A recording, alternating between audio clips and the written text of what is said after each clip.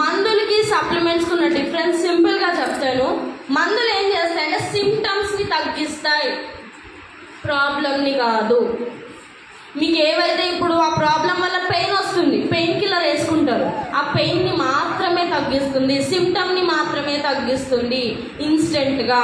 మరి సప్లిమెంట్స్ ఏం చేస్తాయి? మీకు లాంగ్ రన్లో, దీర్ఘకాలంలో మనకు ఆ ప్రాబ్లం వేర్ల నుంచి మనకు ఆ ప్రాబ్లంని పర్మనెంట్గా తగ్గించడానికి సప్లిమెంట్స్ అనేవి హెల్ప్ అవుతాయి.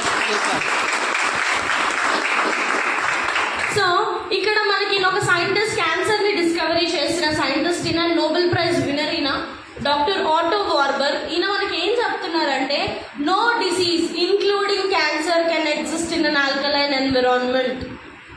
మన బాడీ ఎప్పుడైతే ఆల్కలైన్ కండిషన్లో ఉంటుందో అక్కడ క్యాన్సర్ కూడా పుట్టే ఛాన్స్ అనేది ఉండదు. మన బాడీలో మినరల్స్ అనేవి అంత ఇంపార్టెంట్ రోల్ని ప్లే చేస్తుంది. ప్రతి సెల్ వర్క్ అవ్వాలన్నా కూడా మినరల్స్ అనేది అవసరం. So mineral